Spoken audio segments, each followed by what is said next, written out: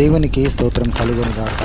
ఈరోజు దేవుని వాగ్దానం శుభ కార్యక్రమమునకు మిమ్మల్ని అందరినీ కూడా ప్రేమపూర్వకంగా ఆహ్వానిస్తూ ఉంటున్నాము. ప్రియ దైవజనమా, ఈరోజు మరి జూలై మాసము మొదటి దినము కాబట్టి ఈరోజు ఒక మాసము గురించినటువంటి ఒక చక్కటి వర్తమానము ఇవ్వాలని మరి ప్రభువు నాకు హృదయంలో ఒక భారం నుంచి ఉన్నప్పుడు, ప్రభు సన్నిధానంలో ప్రార్థన చేస్తూ ముందుకు సాగినప్పుడు కొన్ని అద్భుతమైనటువంటి మాటలు ఈరోజు మన గురించి తెలియజేస్తూ ఉంటున్నాడు. మొదటగా గడిచిన నెలంతా కూడా దేవుని కాచి కాపాడి తన సజీవులకు మన నుంచి ఎంత కష్టం వచ్చినా, ఇరుకొచ్చినా, ఇబ్బంది వచ్చినా, వ్యాధి బాధలు, వ్యతిరేకతలు, నిందలు, అవమానాలు, కన్నీటి స్థితిగతులు ఎన్ని వచ్చినప్పటికీ కూడా వాటన్నిటి నుంచి అధిగమించి ఈరోజు నిలబడుటకు ప్రవిచిన ఆయుష్కు, ఆరోగ్యముకు, బలమును బట్టి, శక్తిని బట్టి ప్రభుని మనం స్తుతిస్తూ మనం ముందుకు సాగుదాము. దేవునికి స్తోత్రం కలుగును గాక. దేవుని కృప మనకు తోడై గడిచిన ఉండులాగున ఈ మాసమంతా కూడా ఇంకా అధికమైన కృపలోనికి మనం నడిపించబడటకు ప్రభు సన్నిధానంలో మన ప్రార్థన పూర్వకంగా ముందుకు సాగుదాము. మరి ఈ యొక్క మాసము కొరకు నేను ప్రార్థన చేసినప్పుడు దేవుడు తన సన్నిధానంలో నుంచి వెళ్ళి కొన్ని చక్కటి మాటలు బయలుపరచడం జరిగింది. ఆ మాటలు మనం చూస్తూ ముందుకు సాగుదాం. యెషయా గ్రంథము 60వ అధ్యాయము 1వ వచనం. నీకు వెలుగు వచ్చి ఉన్నది, లెమ్ము, తేజరిల్లుము, యెహోవా మహిమ నీ మీద ఉదయించెను. ప్రియ దైవజనమా, ఈ యొక్క మాటలు దీని సన్నిధానంలో నుంచి వెళ్ళి నేను విన్నప్పుడు, అయ్యా, ఈ యొక్క వాగ్దానము చేత నీ ప్రజలందరూ కూడా అనేక మార్లు బలపరచబడ్డారు.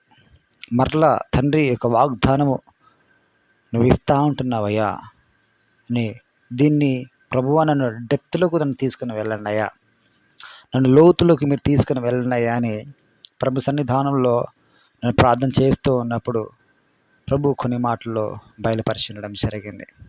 ప్రియ దైవజనమా, ఈ లోకంలో మానవుడు జీవించడానికి తనకు గాలి, నీరు ఎంత అవసరమో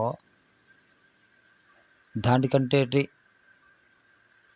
మరి ప్రాముఖ్యంగా వెలుగు అనేది చాలా ప్రాముఖ్యం. వెలుగులో జీవము దాగబడి ఉంది. దేవునికి స్తోత్రం కలుగును గాక. దీని యొక్క వాక్యం కూడా అదే సెలవిస్తూ ఉంటుంది. యోహాను పత్రిక 12వ అధ్యాయము 46వ వచనంలో, నాయందు విశ్వాసముంచు ప్రతివాడు చీకటిలో నిలిచి ఉండకుండానట్లు నేను ఈ లోకమునకు వెలుగుగా వచ్చి ఉన్నాను అని. దేవునికి స్తోత్రం కలుగును గాక. దేవునిలో ఆక వెలుగు ఉంది. ఆక వెలుగు ఏమైందంట? జీవంగా ఉందంట. దేవునికి స్తోత్రం కలుగును గాక. నిజమైన వెలుగు ఉండెను, అది లోకంలోనికి వచ్చు ప్రతి మనుష్యుని వెలిగించుచున్నది. దేవునికి స్తోత్రం. యోహాను పత్రికలో చక్కటి మాటలు రాయబడి ఉన్నాయి. ఇంకొక మాట కూడా సెలవిస్తూ ఉంటుంది. మరలా యేసు, నేను లోకమునకు వెలుగును, నన్ను వెంబడించేవాడు చీకటిలో నడవక జీవపు వెలుగు కలిగి యుండునని వారితో చెప్పారు. చూడండి దైవజనమా, ఇందాక చెప్పబడినట్లుగా వెలుగులో జీవము దాగబడి ఉంది. వెలుగులో జీవము దాగబడి ఉంది. ఆశీర్వాదము దాగబడి ఉంది. మన జీవన శైలి దాగబడి ఉంది. మన మేలులు దాగబడి ఉన్నవి.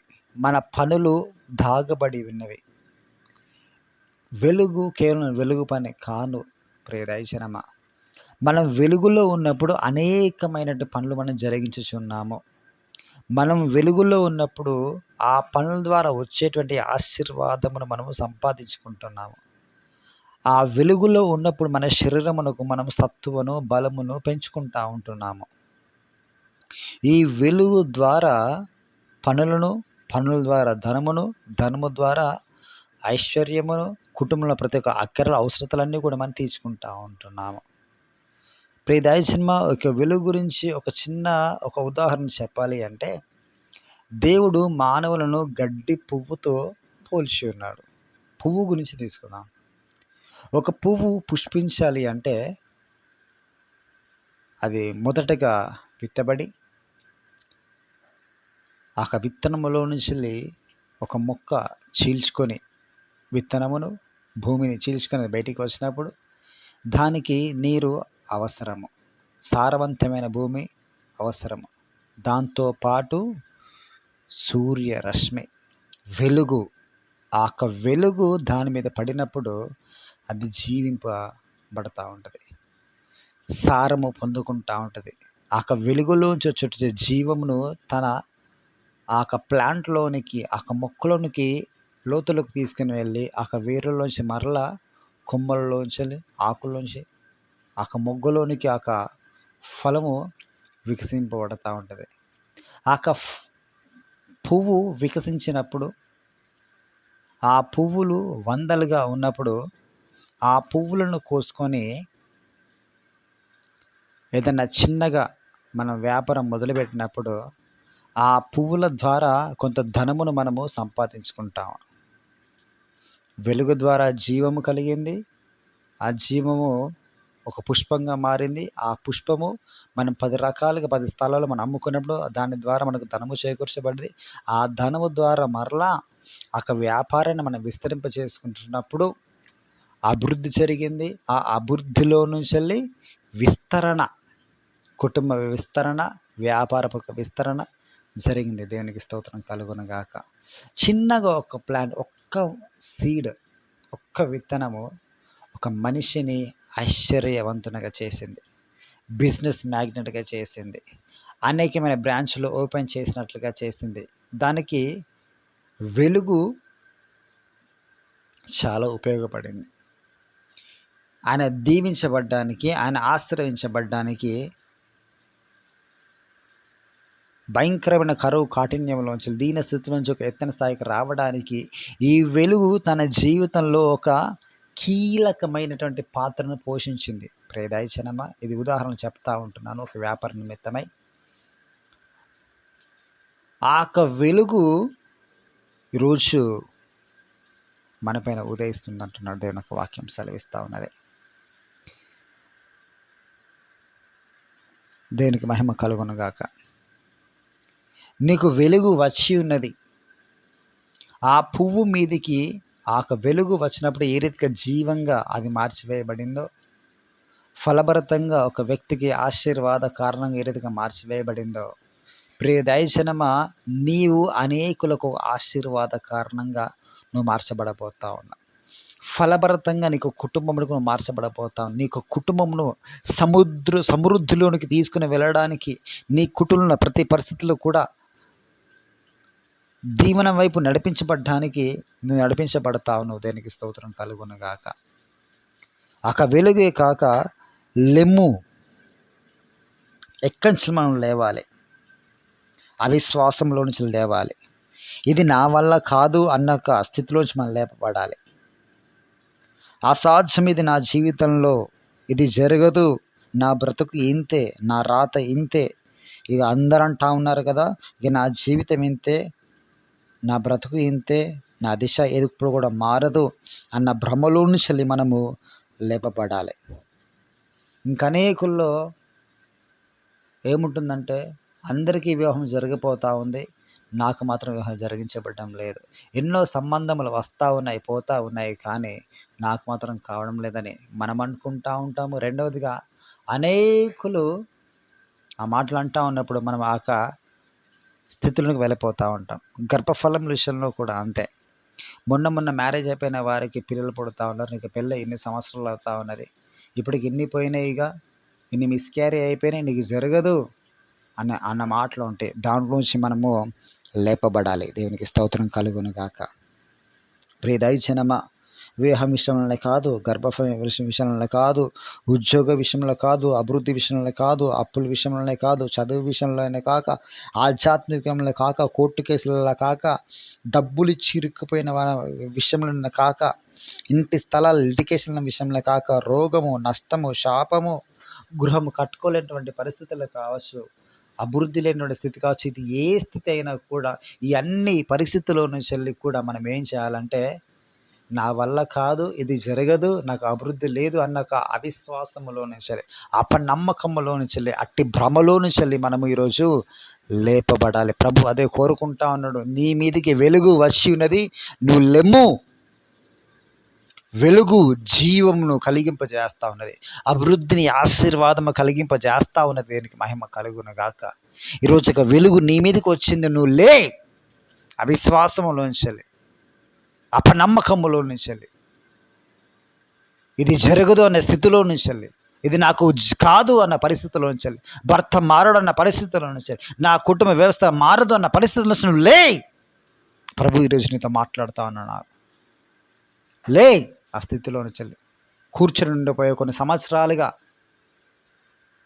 నా బ్రతుకు మారదు అని కూర్చున్న స్థితిలోంచి లే. విశ్వాసపూరితంగా బలమును తెచ్చుకొని పేతురు, యోహానులు శృంగారమున దేవాలయమున నిలిచి ఉన్నప్పుడు ఆ కుంటివాడు పేతురు వైపు, యోహాను వైపు తేరు చూస్తూ ఉన్నాడు. వీరి యొద్ద నుంచి నాకు ఏమి వస్తుంది అని వాడు కనిపెడుతూ చూస్తూ ఉన్నప్పుడు, నా దగ్గర యేసు క్రీస్తు నామం ఉంది, ఆ నామం బట్టి నువ్వు లే అని వాడికి చెప్పినప్పుడు వాడు చీల మండములు బలము తెచ్చుకొని వాడు దిగ్గున లేచి గంతులు వేస్తూ ప్రభును స్తుతించినాడంట. ఈ మాటలు వింటున్న నీవు వాడివలే గంతులు వేయాలి, ప్రభును స్తుతించాలి. ప్రభు సూటిగా స్పష్టంగా మన జీవిత స్థితిగతులతో దేవుడు మాట్లాడుతూ ఉన్నాడు. ఇక వాగ్దానము చేయడానికి ప్రభు సన్నిధానములో భారమైనటువంటి ప్రార్థన చేస్తూ ఇక వాగ్దానము చేపట్టడం జరిగింది. ప్రియ దైవజనమా, నాపైన ప్రభు భారం మోపి ఉన్నాడు, నాపైన ప్రభు భారం మోపి ఉన్నాడు. మీకు అందరికీ ఒక చక్కటి వర్తమానం నేను ఇచ్చుటకు ఆ భారం నేను కలిగి ఉన్నాను. ఆ భారముతో ప్రార్థన చేసినప్పుడు దేవుడికి మాటలు బోధిస్తా ఉన్నాడు. నువ్వు లే, నీ స్థితిలో నుంచి వెళ్ళి నేను జీవిత స్థితిలో మార్చబడబోతాను. నువ్వు తేజరిల్లాలి ఉత్సాహము చేత, బలము చేతను, శక్తి చేతను. ఇంక నువ్వు శక్తిహీనుడు కాదు, నువ్వు శక్తివంతుడు, నువ్వు బలవంతుడు. గిద్యోను కూడా ఈ రీతిగానే నేను బలహీనుడు, నా వల్ల కాదు అని దాక్కున్నాడు. అప్పుడు దేవుడు పిలిచాడు, పరాక్రమ గల బలాల్చుడా బయటికి రమ్మన్నట్టుగా ప్రభువు నిన్ను పిలుస్తాను ఈ రోజున. నువ్వు లే, నువ్వు తేజరిల్లు, ఉత్సాహంగా ఉండు, నువ్వు ధైర్యంగా ఉండు, నువ్వు బలము కలిగి ఉండు. ప్రార్థన జీవితంలో, విశ్వాస జీవితంలో, పరిచర్య జీవితంలో, కుటుంబ వ్యవస్థలో నువ్వు దేన్నైతే సాధించాలని ఆశపడతావు, నువ్వు దేన్ని అసాధ్యంగా ఉందని నువ్వు అనుకుంటావు, దాన్ని సాధించడానికి నడుము బిగించుకొని నువ్వు ముందుకు సాగు. దేవుని మహిమ నీపై ఉదయించబోతా ఉన్న దేవునికి మహిమ కలుగును గాక. ఆయన మహిమ ద్వారా మోషే అసాధ్యమైన ప్రతి కార్యం కూడా సాధ్యపరిచినాడు. ఎర్ర సముద్రములు చీల్చివేసినాడు, దేనికి మహిమ కలుగును గాక. ఫరో రాజ్యంలో 10 తెగులను కురిపించినాడు, దేనికి మహిమ కలుగును గాక. హల్లెలూయా. ఫరో సైన్యమును యుద్ధము లేకుండా నీటిలో ముంచి వేసేయడం జరిగింది, దేనికి స్తోత్రం కలుగును గాక. యోర్దాను నది ఎగువ నుండి దిగి జారిపోయేటిది నిలవబడింది, దేనికి మహిమ కలుగును గాక. ఇశ్రాయేలీయులు ముందుకు సాగుతూ ఉన్నప్పుడు యెరికో పట్టణం అడ్డుగా ఉన్నప్పుడు యెరికో ప్రాకారములు ప్రభు మహిమ ద్వారా కూల్చివేయబడ్డాయి, దేనికి స్తుతి కలుగును గాక. ఈరోజు ప్రభు మహిమ నీతో రాబోతా ఉన్నది. మెట్టగా ఉన్న ప్రతి స్థలములను కూడా అది సరళము చేస్తూ, ఇనుప బంధకములను బంధిస్తూ, తెంచి వేస్తూ నీ పట్ల బలమైన కార్యం చేయబోతా ఉన్నది. దేవుని మహిమ గల కార్యములను చూడబోతా ఉన్నావు, దీనికి స్తుతి కలుగును గాక. హల్లెలూయా. ఆయన మహిమ మనం ఊహించినటువంటిది, మనకు శక్తికి మించినట్టు కార్యములు చేసేటువంటిది ఆయన మహిమ. అసాధ్యమైన ప్రతి దాన్ని కూడా సాధ్యపరిచేటటువంటిది ఆయన మహిమ. భూమిని తల్లకిందులు చేసేటువంటిది ఆయన మహిమ. ప్రియ దైవజనమా, ఈరోజు ఆ మహిమ నీ పైన ఉదయించాలని ప్రభు ఆశపడతా ఉంటున్నాడు. నీ జీవితంలో ఏది అసాధ్యంగా మారిందో దాన్ని సాధ్యపరుటకు, బ్రతుకును ఈడ్చలేక ముందుకు సాగలేక నీ బ్రతుకును ముందుకు సాగించుటకు, బానిసత్వంలో నీ బ్రతుకును స్వతంత్రపూర్తిగా చేయడానికి ప్రభు ఆశపడతా ఉంటున్నాడు. నీకు వెలుగు వచ్చి ఉన్నది. ఈ వెలుగు వచ్చిన వారు, దేవుడు ఉదయించిన వారు లేడి కాలువలే గంతులు వేస్తూ ఉంటారని మలకి గ్రంథం 4వ అధ్యాయం 2వ వచనం సెలవిస్తూ ఉన్నది. యోవేలు గ్రంథంలో సెలవిస్తూ ఉన్నాడు దేవుడు 2వ అధ్యాయం 23వ వచనంలో. దేవునికి స్తోత్రం కలుగును గాక. దేవునికి మహిమ కలుగును గాక. హల్లెలూయా, హల్లెలూయా. సీయోను జనులారా, ఉత్సాహించి మీ దేవుని యెహోవా యందు సంతోషించుడి. తన నీతిని బట్టి ఆయన తొలకరి వర్షమును మీకు అనుగ్రహించును. తన వాన కురిపించి పూర్వములే తొలకరి వర్షమును కడవరి వర్షమును మీకు అనుగ్రహించును. కొట్లు ధాన్యముతో నిండును. క్రొత్త ద్రాక్షారసమును కొత్త తైలమును గానుగలకు పైగా పొరలి పారును. మీరు కడపార తిని తృప్తి పొంది మీ కొరకు వింతగా తెలిసి మీ దేవుడైన యెహోవా నామమును స్తుతించినట్లు పూర్వమందు ఏది మీరు నష్టపోయి ఉన్నారో, ఏదైతే మీరు పోగొట్టుకుని ఉన్నారో, ఏదైతే ఇరుకులో ఇబ్బందులు వేదనల బాధలో కష్టపూరితను బ్రతుకు మీరు కొనసాగించినారో వాటన్నిటిలో నుంచి ప్రభు మీరు విడిపించినట్లుగా ప్రభుని స్తుతించండి, స్తోత్రార్పణ చేయండి అని దీనికి వాక్యం సెలవిస్తాను. ఇకపై నా జనులు సిగ్గునందరు అని దీని మాటలు సెలవిస్తూ ఉన్నాయి. ఏదైతే మనం కోల్పోయినామో కోల్పోయిన ప్రతిదీ కూడా దేవుడు మనకు అనుగ్రహిస్తాను నిశ్చయంగా వాగ్దానం చేస్తూ ఉంటుండగా ఈ జూలై మాసము నీకు ఆశీర్వాద కారణంగా నీ ద్వారా నీ కుటుంబములకు, నీ తరములకు, నీ వంశపు వారికి అందరికీ కూడా, నీ ఇరుగు పొరుగు వారికి అందరికీ కూడా, నీ పట్టణ ప్రజలందరికీ కూడా దీవెన కరమగునట్లుగా దేవుడి వాగ్దానం తెలియజేసినట్టుగా ప్రియ దైవజనమా మన ప్రార్థనలో ముందుకు సాగుదాం. అయ్యా నిజంగా నాతో మాట్లాడే ప్రభు, నాకు నిశ్చయంగా వెలుగు వచ్చింది ప్రభు, నేను నిజంగా ఆ స్థితిలో నేను కూర్చొని పడి ఉన్నాను ప్రభు, లేవలేని స్థితిలో, కానీ ఈరోజు నన్ను లెమ్ము అని తెలియజేశావు ప్రభు. నేను లేస్తా ఉన్నాను ప్రభు, ఉజ్జీవంగా బలంగా గిజ్జోను లేచినట్లుగా ప్రభు నీ మహిమ కొరకు నేను లేస్తా ఉన్నాను ప్రభు. మోషేని మహిమ ద్వారా ప్రభు ఎన్నో అసాధ్యమైన కార్యాలు సాధ్యపరచావు ప్రభు, నీకు వందములు. నా జీవితంలో కూడా ఈ అసాధ్యమైన కార్యాలను కూడా సాధ్యపరచకు నన్ను నిలబెట్టినందుకు నీకు వందనలు తెలియజేస్తుంటున్న ప్రభువు అని మనం కూర్చున్న చోట్ల నుంచి వెళ్ళి లేచి నిలబడి ప్రార్థన మనం ముందుకు సాగుదాం, ప్రార్థన చేసుకుందాం. స్తోత్రం స్తుతి ప్రభువా, పరిశుద్ధుడానికి వందములు తండ్రి. ఈ ఉదయకాల సమయంలో ప్రభు నిశ్చయంగా తను మీరు మాతో మాట్లాడారయ్యా. నువ్వు మాట్లాడిన ప్రతి ఒక్క మాటను బట్టి ప్రభువా నిన్ను స్తుతిస్తూ నిన్ను గణపరుచుంటున్నాను ప్రభువా. వెలుగు ఏ రీతికి అయితే జీవమును కలిగింపజేస్తుందో, ఆశీర్వాదమును అభివృద్ధిని కలిగింపజేస్తుందో ప్రభువా, అలాంటి అభివృద్ధి, అలాంటి దీవెన, ఆ జీవం ప్రభువా నాకు నా కుటుంబమునకు కావాలి తండ్రి. అవిశ్వాసములో వచ్చిన తండ్రి, అవిధేయతలో వచ్చిన ప్రభా, పాపరోత జీవితంలో వచ్చిన లేపబడాలి ప్రభా. ఇది జరగదు, ఇది నా వల్ల కాదు అన్న తండ్రి స్థితిలోంచి నేను లేపబడిన తండ్రి, ఉజ్జీవంగా బలము కలిగిన తండ్రి, గిజ్జోరు వలె నా ప్రభు తండ్రి స్వాధీనపరుచుకున్నట్టుకు నా తండ్రి, శత్రువును హతమార్చుటకు నా తండ్రి నేను ముందుకు సాగాలి తండ్రి. నా ముందు ఉంచబడిన ఆశీర్వాదం కొరకు నా తండ్రి నేను గిజ్జోను వలె పోరాడాలి తండ్రి. ఉత్సాహంగా నేను ముందుకు సాగాలి ప్రభు. మోషేకు ప్రభును ముందు పెట్టావు ప్రభు, కానాను దేశం ప్రభు, అది స్వతంత్రించుకోవడానికి నా తండ్రి నీ మహిమను ఆయనకు కనపరచావు ప్రభు, నీ మహిమను తోడుగా ఉంచావు ప్రభు, నీకు వందములయ్యా. ఈరోజు కూడా నీ యొక్క మహిమ నా పైన ఉదయిస్తుందని ప్రభు నాకు వాగ్దానం చేస్తావు తండ్రి. నీ మహిమ ద్వారా నా ప్రతి ఆశీర్వాదాన్ని స్వతంత్రించుకోవాలి తండ్రి. ఈ వాగ్దానం బట్టి ప్రభు నేను స్తుతిస్తూ నేను గణపరుచు ప్రభు, ఉత్సాహ గానము చేస్తూ ప్రభు నేను కొనియాడుతున్నాను ప్రభు అని. ఇదిగో అనేకమైనటువంటి హృదయములు కన్నీటి చేత కృతజ్ఞత స్తుతి అర్పణముల చేత ప్రార్థనలు చేస్తా ఉన్నారు తండ్రి. నీకు స్తోత్రం. ఈ వాగ్దానం ద్వారా అనేకులు కదిలింపజేసినందుకు వందనం తెలియజేస్తున్నారు ప్రభా. కదిలింపబడిన ప్రతి హృదయము తన దీవెనకరంగా మార్చివేయబడాలి ప్రభా. శాపపూరితమైన జీవితం నుంచి బిడ్డలు విడిపించబడాలి ప్రభా. బంధకముల నుంచి బిడ్డలు విడిపించబడాలి ప్రభువ. ఆ జ్ఞానం నుంచి విడిపించబడాలి, ఆ విధేయతలు విడిపించబడాలి ప్రభా. ఆ సమాధానం నుంచి విడిపించబడాలి ప్రభా. కరువు కాఠిన్యం నుంచి విడిపించబడాలి, రోగము తెగులు నుంచి విడిపించబడాలి ప్రభా. అభివృద్ధిలోనికి నా అతన్ని నడిపించబడాలి ప్రభువా. అప్పుల ఊబిలోంచి విడిపించబట్టుకు సహాయం దయచేయండి. నీ గొప్ప మేలు చేత తృప్తిపరచవారు ఇది జీవితంలో ఏదైతే నా ప్రభుత్వాన్ని దర్శనము కలిగి మేలు కలిగి బ్రహ్మ మేరుకొరు ముందు సాగుతున్నారో నా ప్రభుత్వండి, గిజ్జనుకు తోడైనట్లుగా నా తండ్రి, మోషకు తోడైనట్లుగా, యెహోషువకు తోడైనట్లుగా నా తండ్రి నీ ప్రజలకు తోడుగా ఉండటం వాగ్దానము చేస్తావు ప్రభు. నీకు వెలుగు వచ్చినది, లెమ్ము తేజరెల్లెము, యెహోవా మహిమ నీపై ఉదయించిన నా వాగ్దాన ప్రకారముగా నా తండ్రి బిడ్డ మీరు దీవెనకరంగా మార్చవలసిందిగా ప్రార్థిస్తున్నాం తండ్రి. కోర్టు కేసులు తొలగించండి ప్రభు, అప్పుల బాధలోంచి విడిపించండి ప్రభు, దీర్ఘకాలిక రోగం నుంచి తన్ని మరణకరమైన పడకల నుంచి విడిపించండి ప్రభు. నీకు స్తుతులు స్తోత్రం తెలియజేస్తుంది. గాయపడిన మీరు బాగు చేయని ప్రభు, నీకు స్తోత్రం తెలియజేస్తుంది. వివాహం కాని వారి తండ్రి మంచి సంబంధుల చేత నా ప్రభు తను నడిపించి వైభవంగా వారి జీవితంలో నా తండ్రి ఒక మేలును జరిగించని తనకి స్తోత్రం తండ్రి. గర్భఫలం లేని వారు మీరు జ్ఞాపకం చేసి ప్రభా, గర్భంలో తెరిచిన ప్రభుతని ఒకరికి తన కవలను తన ముగ్గురిని ఇవ్వవలసిందిగా ప్రార్థిస్తుంటున్నాము నా తన్ని. నీకు సాధ్యం అంటే ఏది కూడా లేదు ప్రభు, ఎందుకనగా నీ మహిమ నీ ప్రజలపై ఉదయించింది. ఆ మహిమ అసాధ్యాలను పూలుకుంటుంది ప్రభు, అసాధ్యాలను చేస్తుంది ప్రభు. నీకు వందనాలు అలా చేస్తుంటున్నా ప్రభు. అటు కృపలను నడిపించండి ప్రభు. నీకు స్తుతులు స్తోత్రం తెలుసు. మాంత్రిక శక్తులు, వ్యతిరేక శక్తులు, పట్టుబడిన ప్రతి కట్లను తెంచివేయండి ప్రభు. నీ బిడ్డలు తేజటల్లలే దీవించబడ దీవెనకరంగా మార్చిపోబట్టుకు సహాయం దయచేయండి తండ్రి. నీకే మహిమ. నీ బలమైన కార్మికును పూనుకుని ప్రభా, నీ ప్రజల ఎట్ల ప్రభా, నీ ప్రజల పట్ల అయితే నా ప్రభు నీ చిత్తానికి ప్రణాళిక యావత్తుందో నా ప్రభా సమస్తను జరిగించి మీరే మహిమ పొందగలను ఆరపిసి వాగ్దానం ప్రభా ప్రతి ఒక్కరు దీవించబట్టుకు సహాయం దయచేసి మేలుకరంగా మీరే మార్చి మహిమ పొందగలను ఆరపిసి తండ్రి. దేని కోసం ప్రార్థించలేకపోయినా ప్రభా ప్రతి ప్రార్థన విన్నప్పుడు మీరు ఆలకించండి. భర్త రక్షణ నడిపించండి అయ్యా.